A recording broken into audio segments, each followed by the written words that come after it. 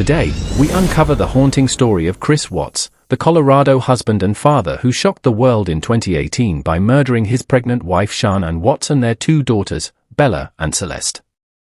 From the outside, the Watts family looked like the perfect family.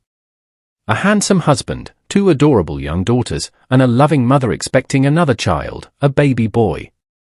Chris Watts and Shanann Watts lived in a quiet suburban neighborhood in Frederick, Colorado, manicured lawns, two-car garages, white fences, and American flags fluttering in the breeze. Shanann often posted updates about her growing family, her health journey, and how lucky she felt to have a husband like Chris. To neighbors and friends, they were a model family. But like many seemingly perfect lives online, the cracks were hidden behind filters and smiles. Behind closed doors, the couple was drowning in debt. Chris was growing distant, emotionally shut off. Shanann felt it but tried to hold the family together. In one video she posted, she lovingly called Chris my rock. In reality, their marriage was crumbling. While Shanann focused on her health and a thriving MLM business, Chris began an affair with a coworker, something Shanann didn't know about. Or maybe she did. She started traveling more for work, giving Chris time alone at home. But rather than missing her, he was enjoying his new freedom. To Chris, the perfect family started to feel like a cage. Friends began to notice subtle shifts. Chris lost weight, changed his habits. Shanann grew more anxious in her messages, often venting to close friends about Chris's coldness and lack of affection. But no one expected what would come next. This chapter ends with the calm before the storm, a family cookout, a playful video of the kids, and Shanann returning from a short business trip on the night of August 12, 2018. By the next morning, everything would change. August 13, 2018, a date that began with silence. At 1:48 a.m., Shanann Watts returned home from a business trip. Security camera footage from the neighbor's house shows her being dropped off by a friend, walking up the driveway, and entering the house. It would be the last time anyone saw her alive. By morning, her friend Nicole Atkinson grew concerned. Shanann had missed a scheduled OB/GYN appointment and wasn't responding to calls or texts, highly unusual for the punctual, responsible mother. Nicole drove to the house and rang the doorbell. No answer. She called the police. When officers arrived, the house was quiet, too quiet. Chris showed up not long after, calm, cooperative, maybe too much so. He let them in. Shanann's purse was still there. Her phone and keys too. The kids' rooms looked undisturbed. But Shanann and the girls were gone. At first, Chris claimed Shanann had said she was taking the girls to a friend's house. But no friends had heard from her. And Chris's version of the morning didn't sit right with investigators. In his police interview, Chris said he and Shanann had an emotional conversation before she left. But there were no signs she ever packed or drove off. No GPS activity. Nothing. As the hours passed, concern turned to suspicion. Chris did a TV interview, pleading for his family's return. Shanann, Bella, Celeste, if you're out there, just come back. We love you. But behind the soft voice and tearless eyes, detectives noticed something off. His demeanor was flat. Unemotional. The community felt it too. A neighbor, after watching Chris act nervous on the home security footage, whispered to police. He's not acting right. Something's wrong. Back at the house, cadaver dogs were brought in. Forensic tech scanned phones and GPS logs. Nothing matched Chris's timeline. He said he went to work early that morning. But his work truck's GPS told a different story. It had stopped at a remote oil site for longer than usual. The net was tightening. Shanann's family, devastated and frantic, pleaded with the public for help. But in their hearts, they were beginning to suspect the unthinkable. So were investigators. What began as a wellness check had now turned into a full-blown criminal investigation. And Chris Watts was at the center of it. Chris Watts sat in the police interview room, slouched, arms crossed, pretending to be cooperative. But his words didn't match the facts, and investigators knew it. The turning point came when he agreed to take a polygraph test. He failed. The examiner told him bluntly, "Chris, these results show you're not being honest. We know you're lying." Hours into questioning, with pressure mounting, Chris finally cracked, but not completely. In a disturbing twist, he blamed Shanann. He claimed he saw her killing their 2 daughters in a rage, and that he, in turn, killed her in response. The investigators didn't buy it. After more digging and relentless pressure, Chris confessed the unthinkable truth. In the early hours of August 13th, after Shanann returned from her trip, the couple argued. Chris, emotionally detached and emboldened by his secret affair, made a decision that would change everything. He strangled Shanann in their bed, while their daughters slept down the hall. Then, as if the horror wasn't already unbearable, he loaded her body into his truck and placed his daughters in the back seat, still alive. He drove to a remote oil field operated by his company. There, in one of the most chilling details of the case, he smothered 3-year-old Celeste and 4-year-old Bella, one after the other. Bella's last words, according to his confession, were, "Daddy, no." He then shoved their small bodies into separate oil tanks. He buried Shanann in a shallow grave nearby. The crime was methodical, calculated, cold. He returned home and tried to act normal, texting co-workers, chatting with neighbors, even giving that now infamous TV interview begging for their return. It was all a lie. Investigators found the oil site based on GPS from his work truck. The bodies were recovered days later, and Chris was arrested. The horror of what he'd done shook not just Colorado, but the world. This wasn't a drug-fueled murder. It wasn't a crime of opportunity. This was a man who killed his entire family to start a new life. With a mistress. With no kids. With freedom. Public outrage was instant. Vigils were held. News outlets around the world replayed Chris's interview, analyzing every blink, every breath. How could a seemingly normal man commit such monstrous acts? That's the question that haunted everyone, and still does. The illusion was shattered. The perfect family? Gone. Replaced by one of the most disturbing cases of family annihilation in modern history. The confession was out. Chris Watts had admitted to killing his wife Shanann and his 2 daughters, Bella and Celeste. Yet even in confession, he initially twisted the truth, claiming he only killed Shanann in a rage after she murdered the girls. But investigators, and the public, weren't buying that version. Eventually, with mounting forensic evidence and pressure, Chris revealed the real story. He killed them all, alone, deliberately, and in cold blood. News of his full confession broke like a tidal wave across media outlets. From Denver to London, Australia to South Africa, people were horrified. The story of a seemingly ordinary American dad annihilating his entire family made headlines worldwide. Online, the outrage was explosive.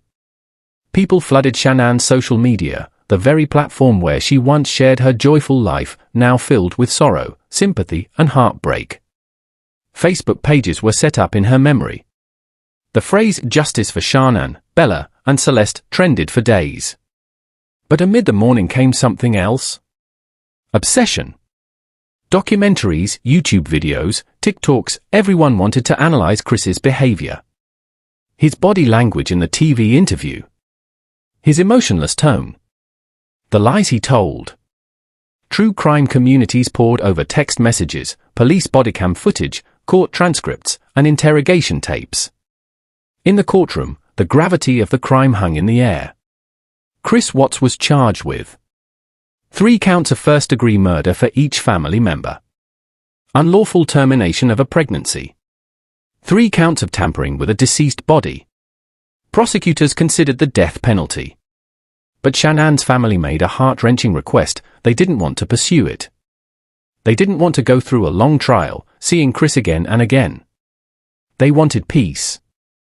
On November 6, 2018, Chris pled guilty to all charges.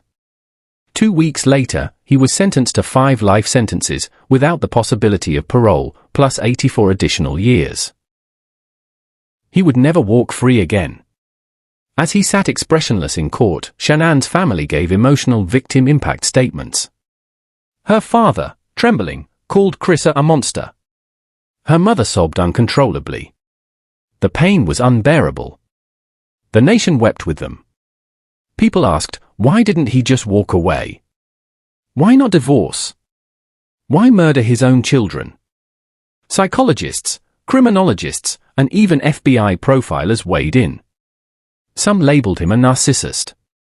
Others said he was driven by ego, fantasy, and a desperate desire to escape responsibility. But no explanation could bring back Shanann, Bella, Celeste, or baby Nico. The public fallout became a permanent scar, a reminder that even the most polished lives can hide unimaginable darkness. In the wake of Chris Watts' confession, the world wasn't just asking what happened, they needed to know why. How could a man destroy his own family so completely? What drove him? Much of the answer, investigators found, pointed to Nicole Kessinger, the woman Chris was having an affair with. Nicole was a co-worker at Anadarko Petroleum, where Chris worked. Their relationship had started just weeks before the murders. According to Nicole, Chris told her he was in the final stages of divorce, that his marriage was over. He claimed Shanann was no longer living at home, all lies. They went on dates. They spent nights together. They exchanged suggestive photos. But as the days passed, Nicole began to sense something was off. When Shanann and the girls were reported missing, Nicole recognized the names from Chris's stories. She Googled Shanann's name, and panic set in. Within 24 hours, she contacted police and agreed to a full interview. She handed over her phone. Every message. Every call. She wanted no part in a cover-up. In the transcripts, Nicole said, "I was shocked. I was scared. I had no idea he could do something like this. If I had even the slightest clue, I'd never have spoken to him again." But the media wasn't so forgiving. Once her identity was leaked, Nicole Kessinger was thrust into the public eye. Many believed she was more involved than she let on. Others blamed her for motivating Chris. Online forums flooded with accusations, conspiracy theories, even threats. Some labeled her a homewrecker. Others called her a victim. Regardless of her intentions, one thing was clear: Chris's motive revolved around freedom. Freedom from responsibility. From fatherhood. From the image of the perfect husband. He wanted a new life with Nicole. No baggage. No history. Just a fresh start, and he was willing to commit unspeakable acts to get it. The public couldn't get enough of the story. Major networks produced specials. YouTube videos gained millions of views. Documentaries like American Murder, The Family Next Door took deep dives into text messages, GPS data, social media posts, and police footage. Netflix's docu-style release reignited global attention, using only real footage to tell the story. No narration. No dramatizations. Just facts. It hit a nerve. Viewers were horrified by how normal it all looked, until it wasn't. The Watts case became one of the most consumed, analyzed, and dissected crimes in modern history. But in the center of the media storm was a simple, tragic truth. 3 innocent lives, and 1 unborn child, were stolen. Not by a stranger. But by someone who was supposed to love and protect them. Chris Watts now lives behind bars, sentenced to life in prison without the possibility of parole. He's incarcerated at the Dodge Correctional Institution in Wisconsin, far from the Colorado town where he once lived with his family. In prison, Chris was placed under watch for his safety. The notoriety of his crime made him a target, even among the most hardened inmates. For a while, he was kept in isolation. Alone with his thoughts. Alone with the reality of what he had done. But the story didn't end there. While the world watched in horror, others grew obsessed, not with justice, but with Chris himself. He began receiving fan letters, marriage proposals, and even money from admirers. Some believed he was misunderstood. Others were drawn to the bad boy image that the media had unintentionally created. It was a disturbing twist. In response to this attention, Chris started writing back. In these letters, many later released to the public, he talked about his daily life in prison, his thoughts, his regrets, and even detailed confessions that contradicted what he'd said in court. One chilling excerpt from a letter to author Shanann revealed that Bella had walked in and witnessed him wrapping Shanann in a sheet. She had asked, "What are you doing with Mommy?" He claimed he lied to her, saying Mommy wasn't feeling well. Later, in the oil field, Bella allegedly fought back, struggling for her life. These details were even more horrific than the original confession. They exposed a level of cruelty that stunned even seasoned investigators. Why did he write these letters? Was it guilt? Ego? A need for attention? Some say Chris finally felt safe to tell the truth, knowing he'd never leave prison. Others believe he's manipulating the narrative, trying to control how the world sees him from behind bars. Chris also claims he's found God in prison. He reads the Bible daily. Attends services. He says he prays for forgiveness. But for many, especially Shanann's family, forgiveness is not an option. The pain remains raw. The loss, unbearable. In interviews, Shanann's parents have spoken of the haunting grief that never fades. They visit her grave. They remember Bella and Celeste's giggles, their drawings, their love of life. Nothing will ever bring them back. Prison is now Chris Watts' forever home, a stark, cold place filled with echoes of what he destroyed.